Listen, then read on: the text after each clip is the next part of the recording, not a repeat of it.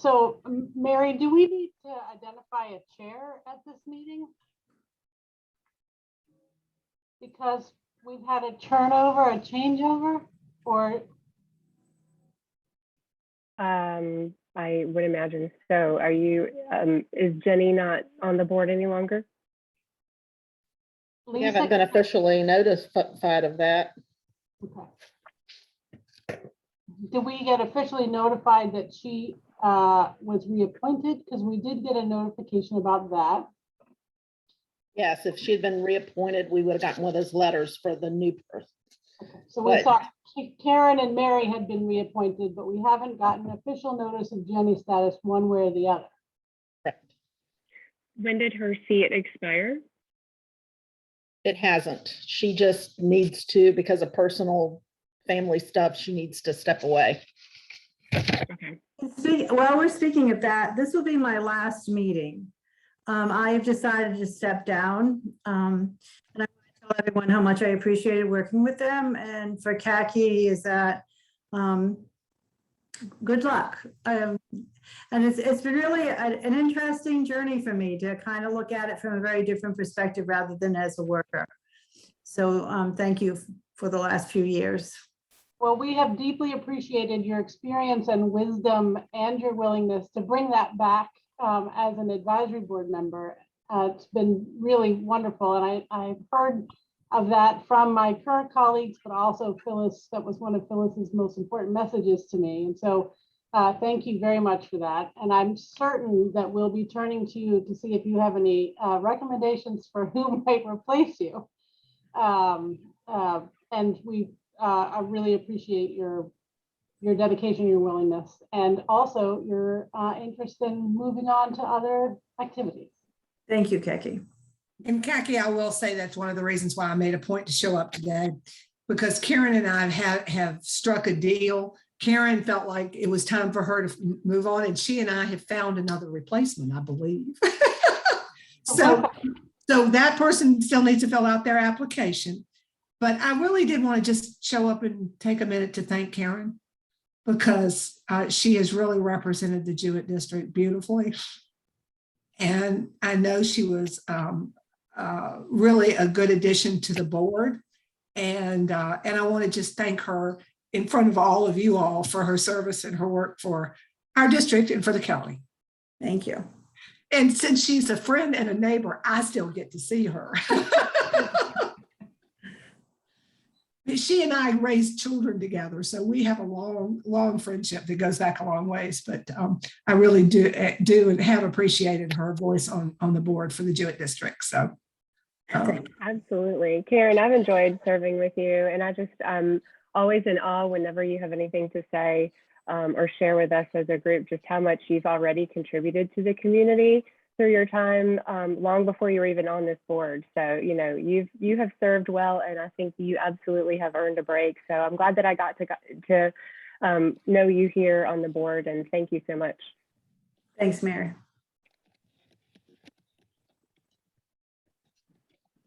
And Amy's here. I was just texting with Amy. She said she was having trouble. All right, I still can't for some reason, and it doesn't matter. I'm on. I think we're all, I opened the app and it worked. Well, we were just speaking with Karen. She said this is her last meeting. And Diantha said that they've been working on finding a replacement, and they think that they have found one. So that is good. you guys are going to really miss Karen, Amy, was what I was saying. Yeah. She's done a wonderful job for our district and for the county. I know, I've been involved for so many years. Well, thank you, Karen. I'm sad to hear this, because you have really great institutional knowledge and really been a great member. So thank you. Thank you.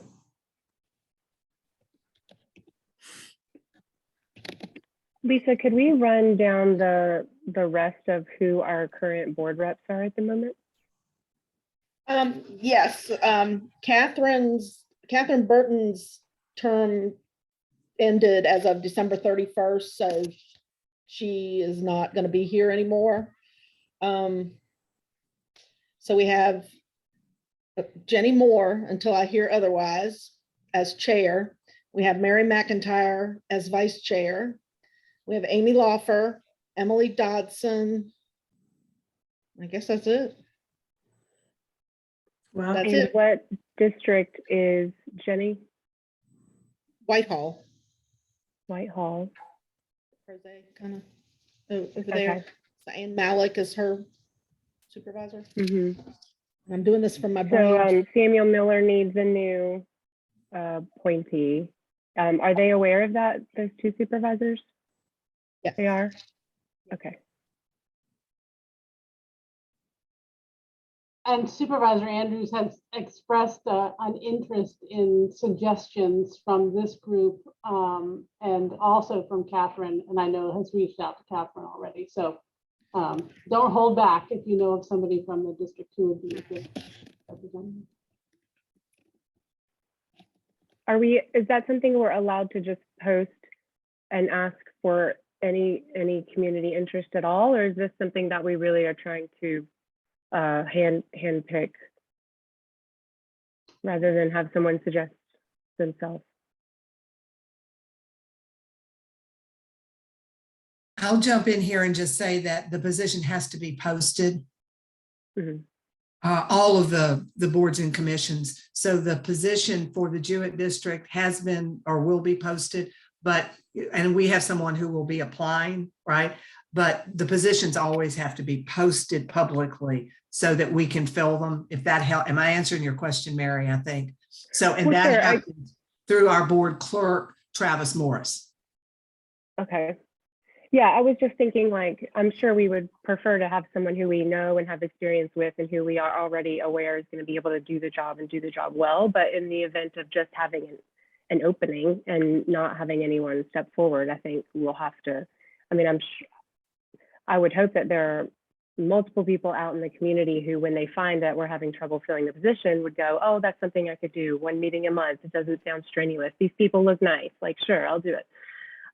So, you know, I just want to make sure, I want to see if there's anything else that the rest of us can do to help that move along a little faster. Yeah, and certainly talking it up in the community is really great because we can post it, but lots of times people don't even know it's posted, right? So you're exactly right. Yeah.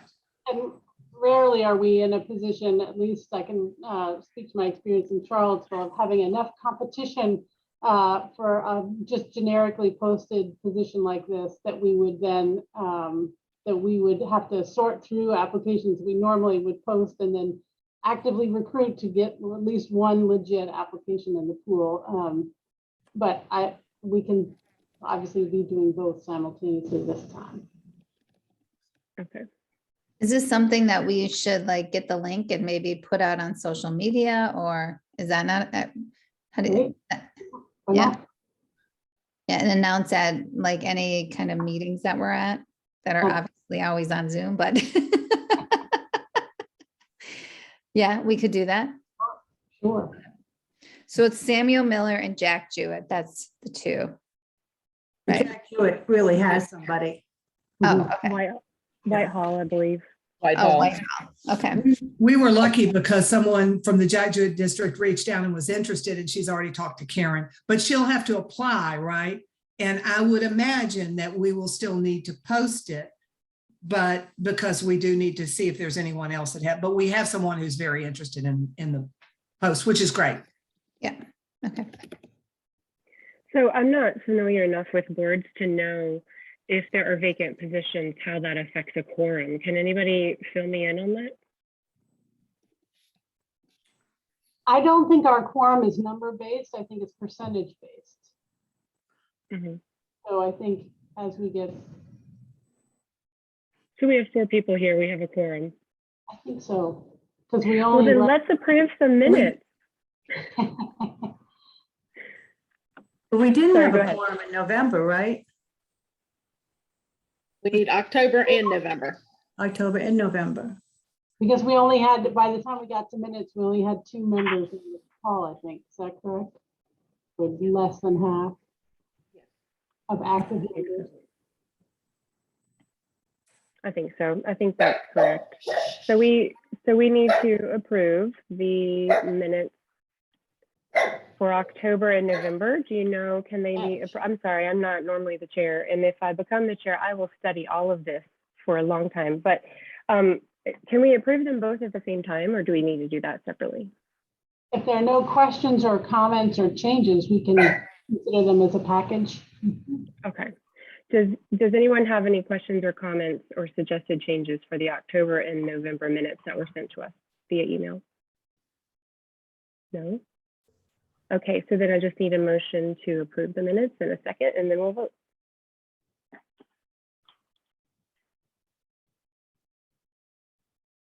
I move that we approve the minutes Thank you. as presented.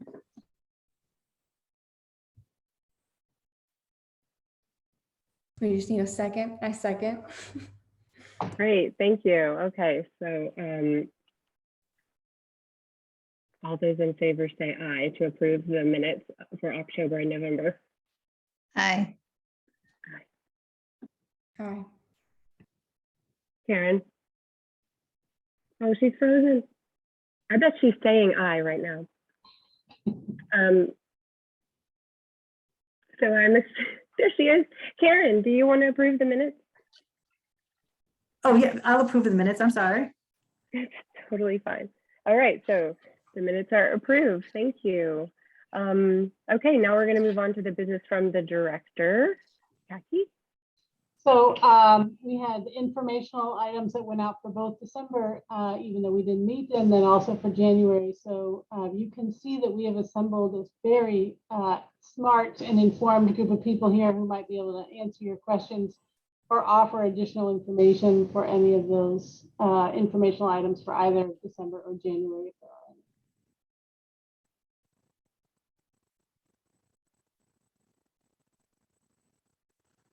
any. I love the picture of the child with a completely blue mouth. That was hilarious. I don't know what they were eating, but I was like, wow, that looks like it tasted really good and probably stained a lot of things. Permanent.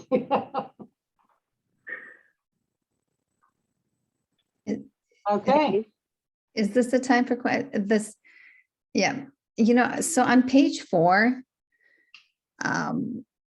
there was an abbreviation ETV. I just didn't understand what that meant. Is this for January or February? January? That's related to foster payments. You're stretching my brain. I think it's educational training voucher. Okay. Is that for parents or children? It's for foster youth, but they are older foster youth. Oh, okay. I was wondering, like, are the vaccines or, is that maybe what has been difficult with the teenage placement? I mean, if it's not, that's, I just thought of that as I have 3 teenagers, one that just became eligible. So has that been affecting placement? If they're not eligible, or I don't know. Just curious. That's, well, they do require COVID testing before placement and making sure the child isn't being placed while actively ill. They haven't been requiring vaccines, and the BDSS does not either. We're the custodian of the children, but we don't insist that children or make them get vaccinated. That's a choice that these older teens have been making in conjunction with their parents or their foster parents and caseworker in terms of discussing, informing them of the benefits, et cetera. But it's not a placement requirement.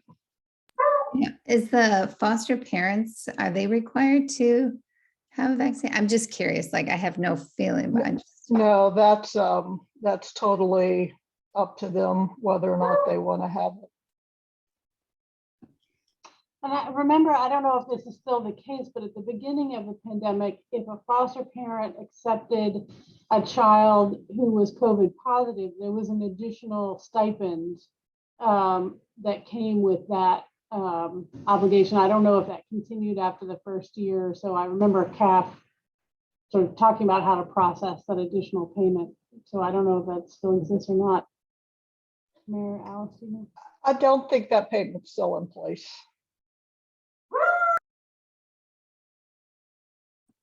By the way, I did notice that there's still 2 more positions open.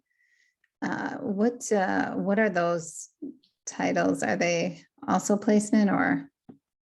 2 positions. In which section are you talking? Sorry, I think it was the same section. Let me go back. We don't have them in foster care. We have um, Family preservation. we have family preservation. I think we have 1 in family preservation. We have 2 in CPS, Child Protective Services has 2 openings, but they are new positions that came about December 1st. So they are actually, well, had we not gotten the new positions, would be fully staffed. So luckily, but so they got 3 new positions the beginning of December, and they have filled 1 of those. So they are only down 2 positions, but they're new to us positions. So that's good news. That is good news. Yes. So I'm not sure if those were what you were. Yeah, that's it. It was Okay. D, letter D. Gotcha. And like all other employers, or the ones at least we're in contact with, we're really struggling with applications. And normally we would expect to get 100 applications for the new position posting, and we're getting 4. And of those 4, we might have 2 who have any relevant experience. And so we have had some positions where we need somebody in place really quickly and desperately, and so we're moving forward with somebody with not a lot of experience and trying to get them trained.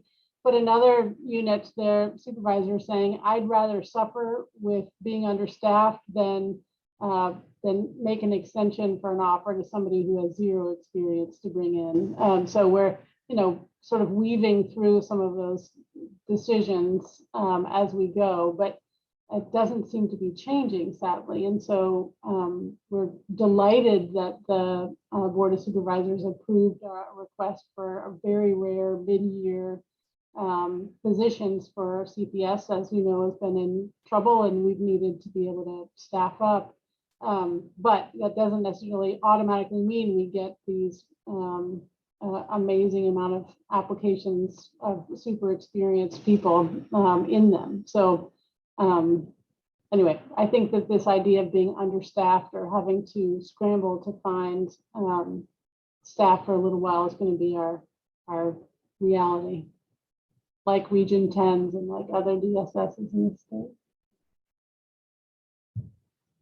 Actually, is there a percentage of how many, is it 20%, 10% down, or like when you look at other communities, are we about average, or?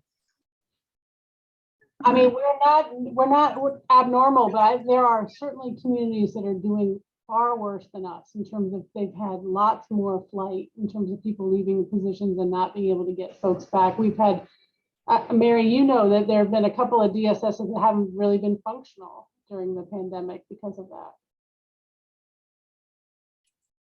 Right. Well, we certainly aren't in great shape. I think we are in much better shape than some of the especially smaller rural localities who just can't compete at all with any medium or larger size locality. And so while we're not where we need to be, we are better than off than some. Thank you. And that was all. By the way, the housing thing was very exciting, just as a side. That was really, it's exciting. A lot of good things happening with housing. Emily or Karen, do either of you have any questions? No, I do, but Khaki, did you want to say what you were going to say first, and then I can ask? No, I'm happy to have your questions now. Sure. So in the December information items, in number 4, section A, it was talking about, let me get mine open again, that the reason for most of the denials for people for the child care subsidy assistance was because they cannot find openings at daycare centers, or they cannot afford the above market fees. And we've known that like locally that just there just aren't enough childcare providers, and there aren't enough seats in the ones that we do have, and that sort of thing. And so I feel like it just continues to be an issue. But then it does mention a hiring expo in section B. When is the hiring expo? It says early next year, and this is December's minutes. So is that like in February? Is it coming soon? I am uncertain. Yeah. I'll text and see if I can get that answer while we're all meeting, but I don't know off the top of my head. So it's probably not before the next meeting. Maybe it would be after our next meeting. But yeah, I would be interested to find out when that is, and what we could do to try to drum up a lot of publicity or positive attention for that. And then in the January minutes, in section number 2 in letter E, it talked about situations where acute facilities have been abruptly discharging our youth due to concerns of COVID in their facilities with no step down plans in place. So are you telling me that we have facilities like congregate care or group homes that just turned teenagers on the street? Yes. And what are the repercussions for that? Because that seems like they should just be shut. Like that is just appalling and criminal, honestly. Well, it's a concern across the state. There was actually discussion with the Virginia League of Social Service Executives of putting forth a bill that would require some discharge planning of these facilities so this wouldn't happen. But I don't think that bill is ended up getting put forth.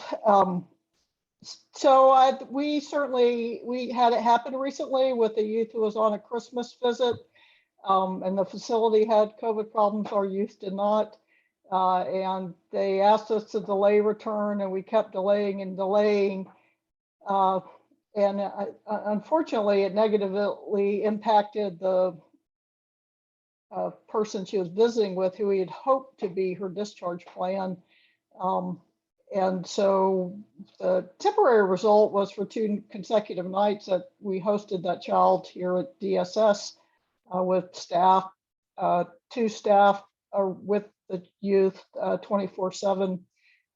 And we're concerned we'd have to do it through the weekend, but fortunately, a group home while they weren't one of our typical providers, we didn't have a CSA contract with them. They were willing to take the youth if we paid for around the clock one-on-one.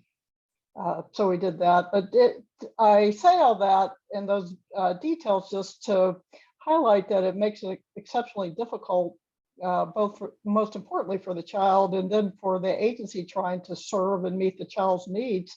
There are lots of barriers to it. While we will complain the licensing about that, from our perspective, there's not enough existing consequence in place for facilities when they do that, or else they would be reluctant to do so.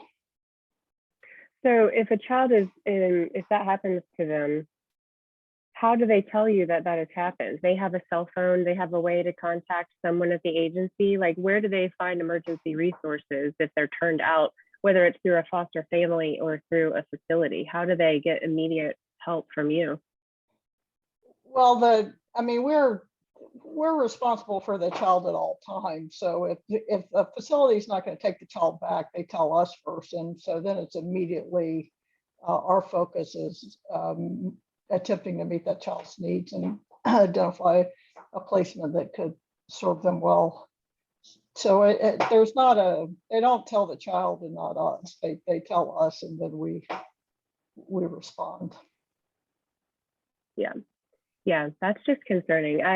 I'm glad you're going to contact licensure or whatever. I mean, I know we're in this situation where there probably aren't even enough congregate care facilities. There aren't enough group homes. There aren't enough places for our youth to go. And so when we talk about like getting one in trouble and maybe they aren't an option anymore, then we're just making our own lives harder. But at the same time, I mean, that's just another traumatic experience that they have forced onto a child who's already gone through enough trauma. And this is supposed to be the place that's supposed to help them heal that trauma, not cause more of it. And so that's why I was just infuriated when I read that. And I thought, I sure hope I misunderstood this. And obviously I didn't.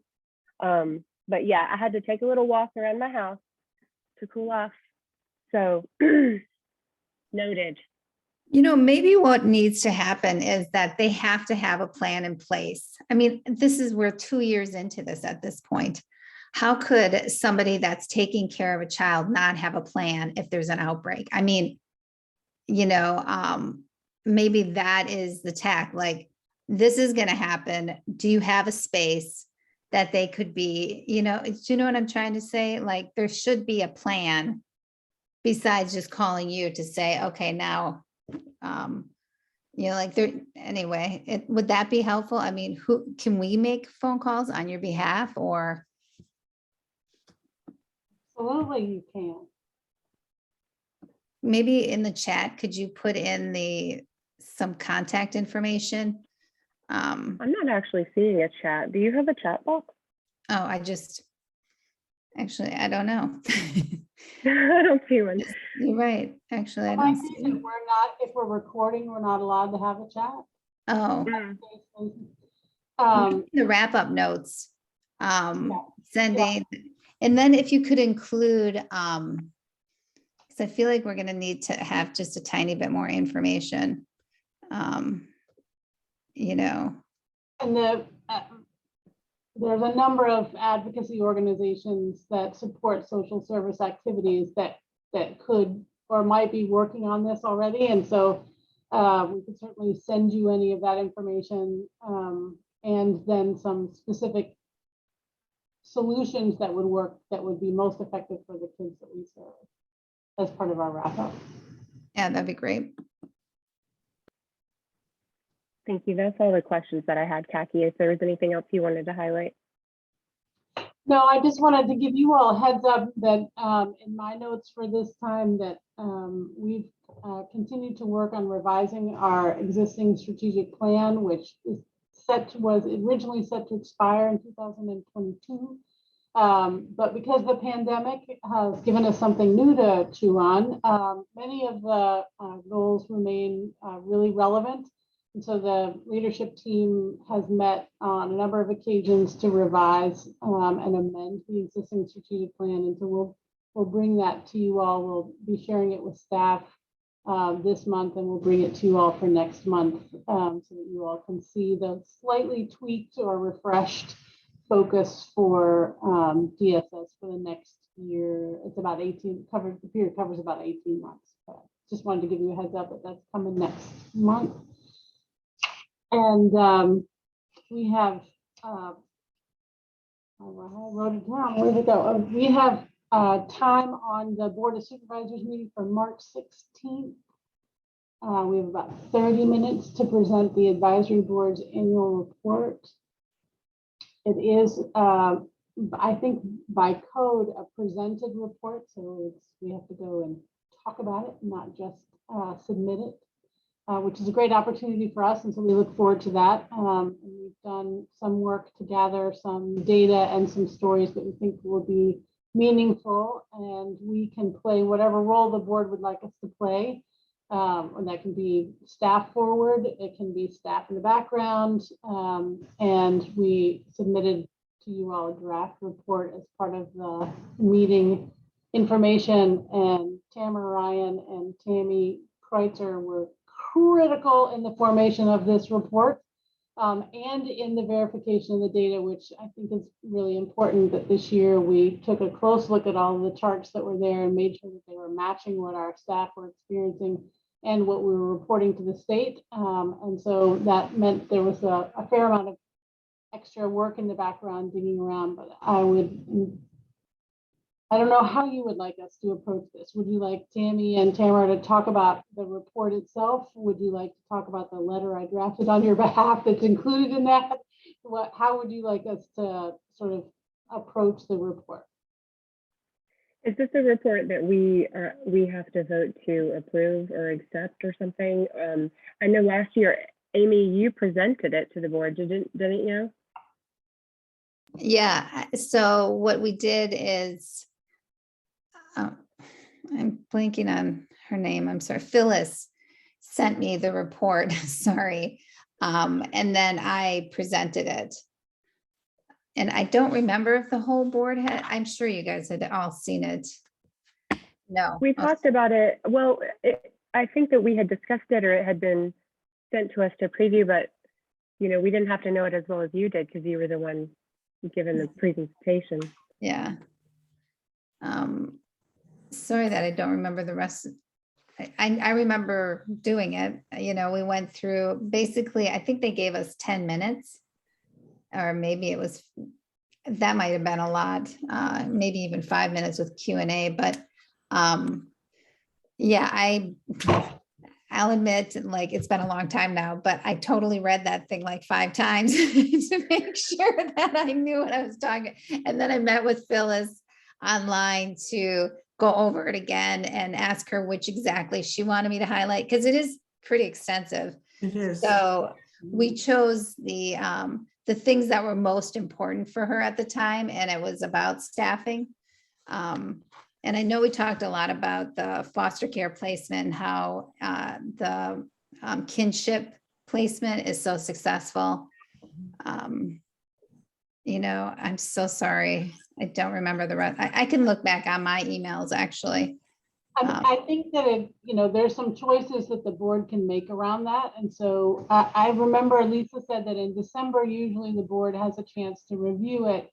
But can you look back in past December's, Lisa, and see if there was an actual voting to accept it that was part of that process, or do you remember whether we need to vote or they need to vote on it? We didn't vote on it. Everybody just Oh, we looked did. at it and gave us feedback. Okay. I remember Yeah. giving suggestions, like there might be a page or so. I remember some charts that looking at it, it may not have been completely clear, and saying maybe if you present it in this way, it would be a little bit easier to understand. I mean, in general, the reports have always been so good. It's just, we don't have a ton of critical feedback to give, but maybe deciding what parts that want to be highlighted. I think that the Board of Supervisors does like to have someone from the board come and be at least part of the presentation. It seems to, I think it highlights the community input, and I don't know. They want to make sure that they're part of their decision making is community driven and not just people from the inside, an inside job, if you will. So while we are definitely not the experts, I think that it still is a good thing to be in partnership with the staff on that presentation. Actually, I just now remember, sorry, I went and looked back. So what we did is we went through in detail kind of that first page, which gives us the metrics. And then anything that was really different, any chart that went really low or really high, that's kind of what we highlighted. Sorry, just. Amy, did you have slides you were showing while you were talking to the board? Yeah, actually, so what Phyllis did was take the report and then put slides. She made a slide deck. At least that's what I remember, because it was on the screen. I'm assuming that's what she did. Actually, maybe she just took the report, because at this point, are they meeting in person? I don't think so. Yeah, you might be able to just share screen and, have the pages already there. Tamara and Tammy and Lisa, do you all remember working on a slide deck? Was that one of the things that you all did, or did Phyllis come up? Phyllis obviously did that. We were not a part of it, but Okay. of course we're happy to jump in if necessary. I'm sure I have these magical thumb drives that she left me that are templates for everything. And so if I'm generally searching for something, I know Phyllis has generally left it for me. I just have to follow the breadcrumbs to find it. So I will do that. And then we can go from there. I will say that because our presentation isn't until March, we have some time to do some chewing over how it happens, who does what. And I'm happy to pull together some sort of a draft slide deck for our next meeting, so that or even in between and now at our next meeting, So you'll have a chance to look at some of the things that we would identify as highlights or lowlights or things we want to for sure talk about. Yeah, I think that sounds good. I'll also go through, I have a new folder right now, but I can find my one from last year, I'm sure. I think it's, and you know, if you want, Khaki, you can just email me. Great, thank you. Amy, did you just agree to do it this time? Is that something that just happened right there? Actually, you know, if anybody, it's really not that bad, you guys. It's just, you know, do you want to do that, Emily? You want to be part of that? Yeah, absolutely. I'd be happy to. Yeah, perfect. Okay. Are there any comments that you have about comments? I know it was a lot of information sent to you fairly quickly in terms of turnaround for this meeting, which is why we weren't all that worried about it because we knew we had another month to do the chewing. But if there's stuff that you identified now that would be helpful for us to work on clarity between now and February, that would be helpful if you had anything. Is your plan today to basically just do the rundown, like highlight the main points of each section, or was it really just to send us the draft and have us do that on our own? I will ask Tamara and Tammy what would be most helpful for them since they did the meat of this report and have sort of have more familiarity with that about what would be most helpful for them. Do you want to present it and walk through it as a group, or? I mean, it doesn't have to be a super involved.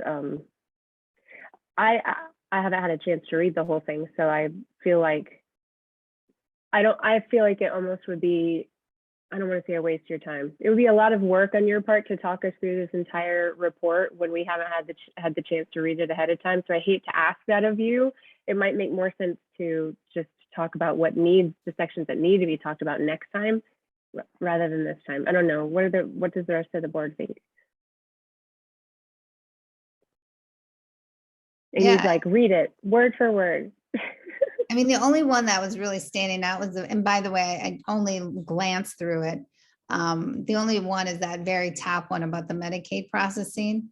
I think that's going to have a lot of discussion, you know, but as I didn't read in detail the rest of it, but the chart that has green and only one really big red box, that should probably be the one that we make sure they understand. Yeah.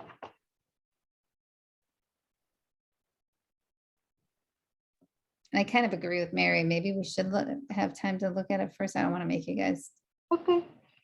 you know, by the way, thank you for doing that. We can mark both things at the same time, so we can ask everyone to read through what we sent, and then we can also start to pull out what we think are the highlights or things that we're going to definitely need to talk about as part of a slide deck, and then we can review both in detail at our next meeting, and we'll send the slide deck out ahead of time so that you all get a chance to chew on it a little bit. I can tell you that there will be one change that I received here during the meeting, and that will be on page 14, talking about the number of view cases. It shows 66, so it looks very low. It actually should be 166 instead of 66. And that's again on page 14 for under services and programs, self-sufficiency. That reflects a trend that we've seen across the board of 3 years at least, with most cases going up pretty substantially in most areas. We had an interesting, there was like the year before, 4 years ago, there was a little drop in cases, like cases were going down across the board, and then they just really, for the last 3 years, gone up across the board. And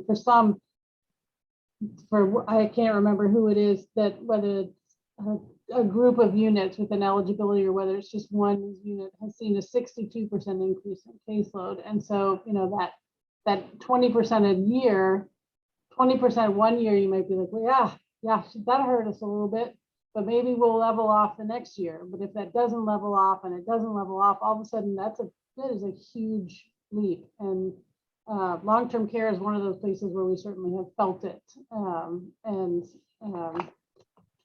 And with new cases, and I mentioned this in the letter, but with new cases, we've also seen an increase in the number of cases, but an increase in the level and complexity of the need for any one of those cases. And so there has sort of the need for our collective intervention and brain power has gotten greater for each one of those cases, which is hard work for folks to keep track of both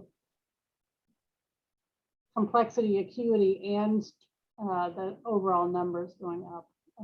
Anyway, so I'm actually surprised that there's more greens in that category than I would have expected, just based on the feedback that we're getting from staff about sort of feeling a little bit untethered around the number and the amount of need in that community. There's an area that doesn't seem to show, I mean, just looking at the charts, it doesn't really seem like it's reflecting growth as much as a lot of the other sections are, and that's energy assistance to me. It seems like relatively flat numbers, certainly not exponential growth or a high percentage of growth as far as the number of approvals. And it makes me wonder, because I would expect it to grow just because of our population growing here locally, but it makes me wonder if we are somehow missing. Is it staying stable because we're only allowed to approve a certain number and that budget hasn't gone up? Or is it staying around the same because we aren't reaching the people? There are still people who need it who aren't somehow applying for it or not getting it. Why would that not grow? I don't know the answer to that. Anybody? I actually don't either. We need Wanda's brain for that one. But that's a really good question. Certainly follow We can up. find that out. Yeah, we can absolutely find that out.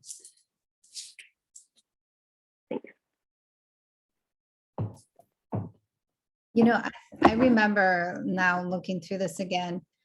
I know I made the comment, if you guys look at the finances, you know, you guys are processing, I think it's $176 million from the federal, state governments and grants. That is just so mind-blowing, I think, to think of how totally amazing each one of you is to be able, that is just so big. You know, I think that's really something to remind the Board of Supervisors that you guys are accurately distributing this money with efficacy and with all the paperwork that includes.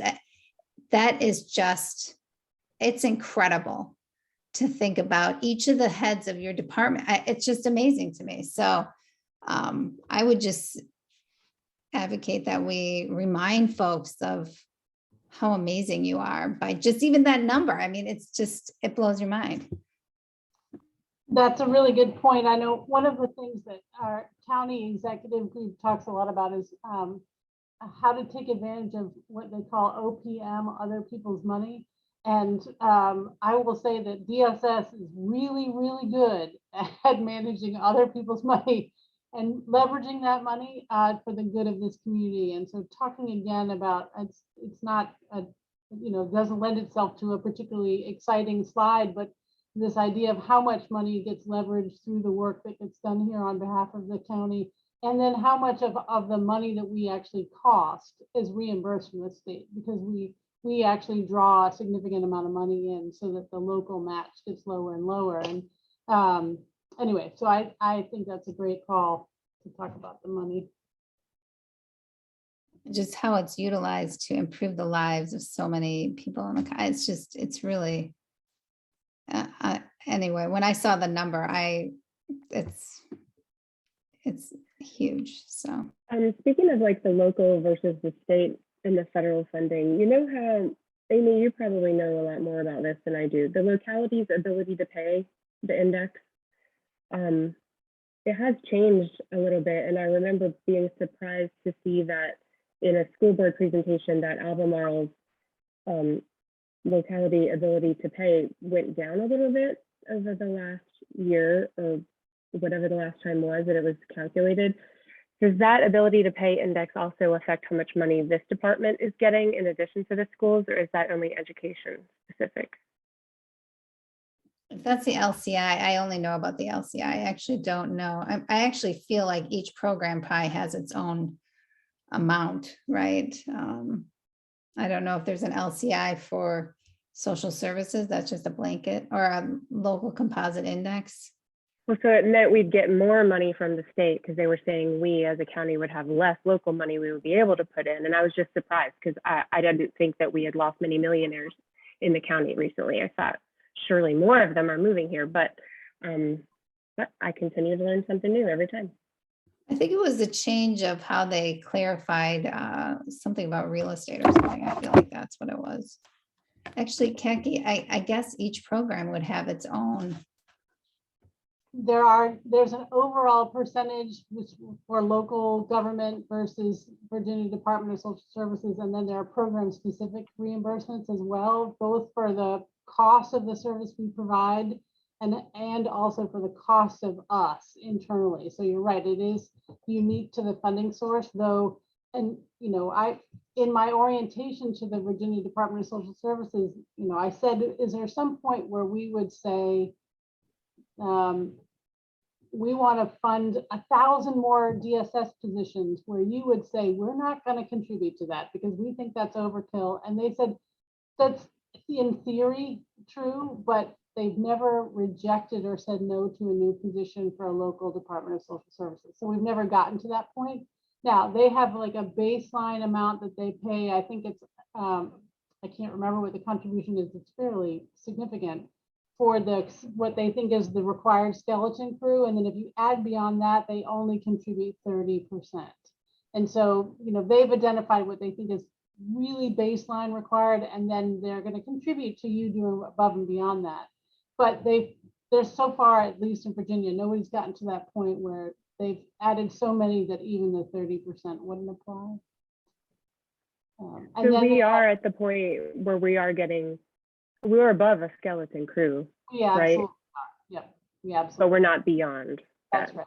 That's right. Yeah. We're above the skeleton crew, and we pay more than what the Virginia Department of Social Services pays, which is terrifyingly low. And we are still under what most, if we compared ourselves to other jurisdictions, we're still lower than, which is one of the issues, when we're looking at recruitment, that we have a lot to offer in terms of the county, particularly the county DSS culture, all of that we hear from people saying, I've been trying to come work for you for years. And so we hear that pretty regularly, that people are interested in working for the department. We also heard, and I think we shared this with you all in the fall, we had a worker who resigned because she could get paid to do her same job for $12,000 more in another jurisdiction and do it 100% remotely. So we were competing with jurisdictions that aren't even sort of our neighbors or traditional sort of competitors. So that, of course, fills us with fear. And no amount of amazing, good collegial juju could we offer here that could really compete with $12,000, I don't think.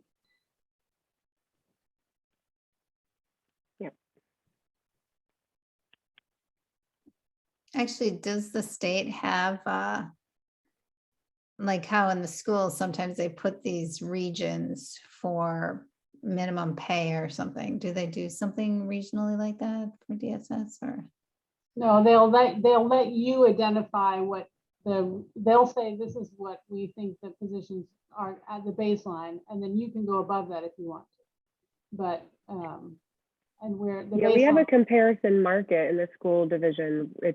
We call it like our bucket that we compare to and look at, and I know that they've been arguing that the comparison market for who we thought we were competing for teachers and school psychologists and counselors with, they were saying was all like Northern Virginia, but in reality, it's probably more like Chesterfield or so the school division is going to be reconfiguring what other localities they're comparing their pay with to try to make sure that we're remaining competitive. But Is that what you were talking about, Amy? How there would be like all the departments in an area should be trying to pay around the same?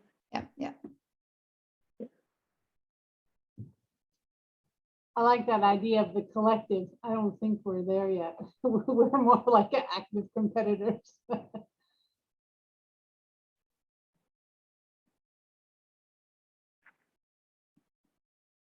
Well, it gives us some really good ideas actually about thinking about identifying some comparisons with other jurisdictions as part of our report, to the extent that that is straightforward enough for us to do. I do think that there's some information, either data around number of employees or cost of employees or those kinds of things that might be useful to think about.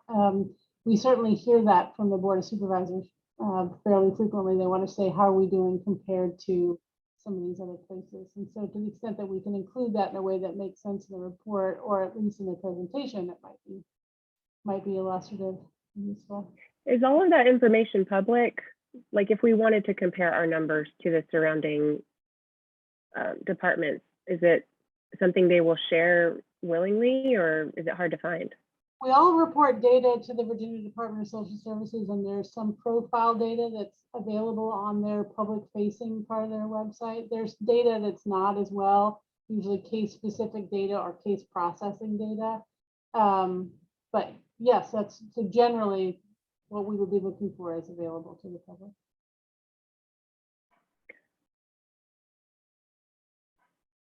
Anybody else have any comments or ideas about the draft annual report?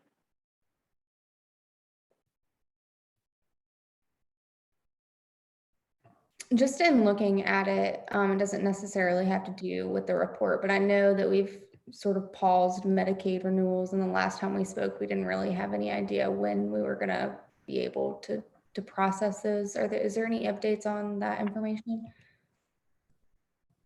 Okay. Fear and panic. Exactly. Yeah. Just to go back to your fuel assistance question, I was looking up, or energy assistance, and I did find a fact sheet that states that all benefits are based on availability of funds. So that leads me to believe that there is a finite amount, as opposed to Medicaid or food stamps or SNAP, excuse me. We can get more specific information for you, but so that leads me to believe that your hunch of there's a limited amount of funds is probably correct. And if that's something we have an influence over, if we, like, I would guess, I would consider it worrisome if 5 years ago, we only denied 50 applications. 2 years ago, it was up to 300, and last year we denied 500 or whatever. I'm just making those numbers up, but you know, it's just seeing the chart that shows those bar graphs staying around the same size doesn't tell us the whole story. And so if there are people who have unmet needs, I guess I want that to be part of the story too. I think that's a really good point, and something that we should follow up with and look into further. Yeah, thank you. Mm-hmm.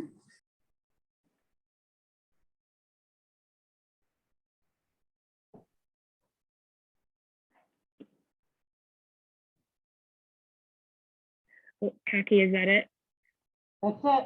We'll work on getting these products, unless Tamara or Tammy want to weigh in on something specific you think we need to do between now and the next meeting to manage the presentation that we'll do, or nope. That's not Tammy. Okay, thank you. On an unrelated note, I wanted to answer the Child Care Expo date question. I heard back and they have not set a date.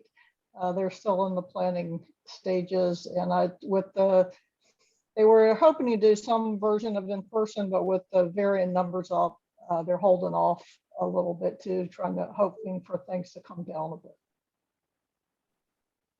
Thank you. Thanks for checking on that.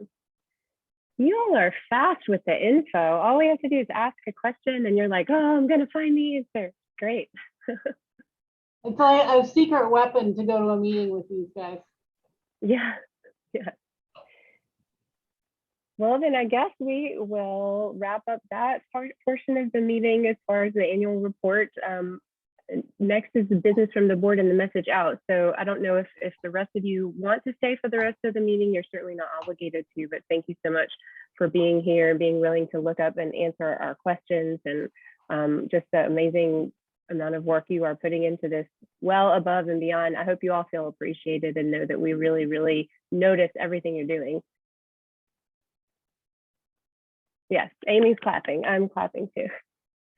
So while they either decide to stay or go, do any members of the board have business they want to share?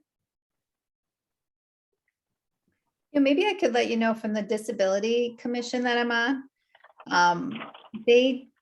Delegate Corey said she was going to put in a bill. I mean, this doesn't need to be part of the minutes if you don't want to, whatever, but a bill to allow for parents to be caregivers for children and adults on waivers.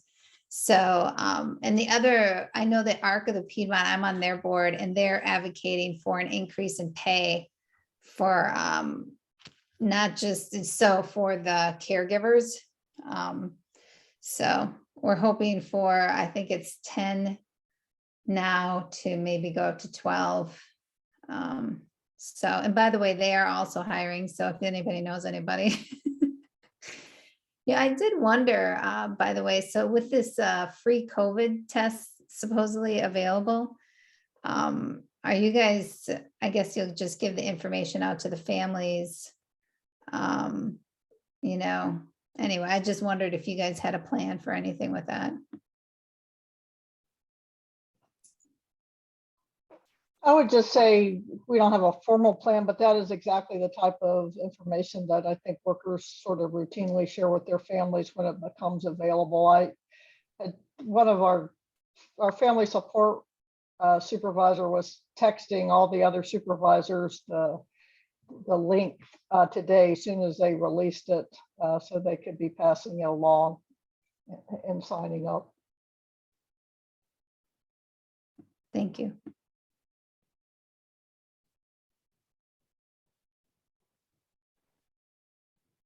Anyone else? This is normally when Catherine shares about something going on down in Esmont, and I'm going to miss that so much. I'll have to message Catherine and say I need her to keep me in the loop on all of her community stuff that's going on. Okay, well then does anyone have suggestions of things that you absolutely want included in the message out to our individual board members this month? From the information items normally?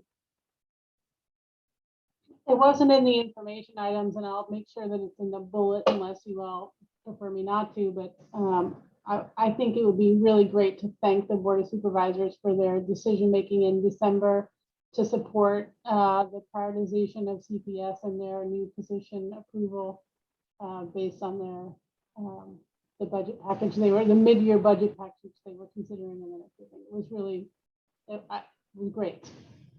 It's really great. So How many total new positions did they? I think it was 17 total for the county, and they included a really significant investment in the system change process that's happening for both finance and budget and HR. And so that was huge. I think they were anticipating that would be part of the fiscal year 23 decision-making process, but this was pretty exciting to have that get some funding earlier on. And then I think there were maybe one fire rescue position, and then a couple of community development positions, but I'd have to go look at the list to be more accurate. But we were the highest priority of that group, and we really appreciated that consideration, both from the county executive and the Board of Supervisors.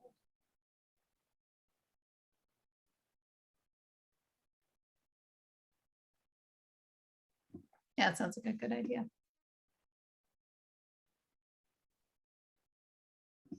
And then Yeah, I Kat, can't you'll think of send, anything. you're going to send the advocacy groups about the congregate care, Yep. COVID. Yeah. All right, well, then Kaki is going to be working on the message out to the board members, the Board of Supervisors. Thank you so much. Appreciate it. I'm going to brainstorm and like send out the bat signal as far as trying to find more community members who are willing to serve on the board or apply to serve on the board, because I really feel like I don't know, in a community as involved and as engaged as this one, I know there have to be more people who are willing to do this. So let's see if I can find someone. Our next meeting is scheduled for February 15th. Is that correct? Yes, I saw Lisa mouth. Yes. Okay. That's the third Tuesday, really? Yeah. That's weird. Okay. And it's going to be here. There are only going to be 3 more snowstorms between now and then. So it'll be like, I will say, are my children ever going to go back to school? I don't know. It's so true. 43 DSS staff folks volunteer to staff warming centers for not this storm, this last one, which we didn't need, but the ones before. And that was just extraordinary. And I asked Mary, I was like, what happens in this situation? She said, you'll get volunteers. And I just had no idea that I would get that many volunteers, we'd be able to staff that many shifts. And we ended up having 5.5 days of warming centers in 4 locations. And it's just staggering how willing they were. And, the idea, as you, Mary, you're making the joke of 3 more snowstorms, and we are going to have 3 more snowstorms, and the DSS staff can't be the only ones holding that ball. And so in between the first storm and the second storm, we asked the sort of county leadership team to expand the field of people who were asked to staff these folks, these shelters. And we got 44 additional folks identified from the county non-DSS people who would be willing to be called for this, and to start to flex that muscle that is not just a DSS function. And I think I was really pleased that they were willing to do that and that people showed up for that, so that DSS staff, frankly, can be fresh for exactly the situation that Alice was identifying with this kiddo who needed 24/7 2 staff on supervision to provide a safe context for that kid. If everybody's out at a warming center, we're not in a place to be able to be responsive to either a legitimate community emergency or to that situation. So anyway, I was both really proud of the DSS staff for showing up the way they did for that first storm, and really pleased that the county heard the need for having the field of eligibles be expanded beyond us. Yeah, I think you would find even, I didn't hear anything about them needing volunteers, but I would imagine even within the school division, you would find people who were willing to volunteer if you needed people at a warming center. I know the discussion came around when so many of our schools were out of power, because we were wondering where they would put warming centers, and then they were looking for one in the Crozet area, and they were hoping they could use one of the schools, but the school itself didn't have power, so it couldn't be the warming center in that area at that time. But yeah, I mean, I think that you'd be surprised if you open it up to the school division, and also you'd probably get a lot of volunteers there too. So keep that in mind if you need them. I don't speak for everyone, but I just know my friends within the division and the people that I work with all the time, and they volunteer for everything. So the fire chief had exactly that thought on Saturday morning. Wait a minute, there's a bunch of really smart and compassionate people who work for the school, so maybe we should expand it beyond that. So it's on his radar, and he's really hard to say no to. Yeah. Well, with that, it was great to see you all. I really appreciate it. It was a great meeting. And if there's nothing else, then I think we will adjourn, and we'll see you all in mid-February. Stay warm. Thanks, everybody.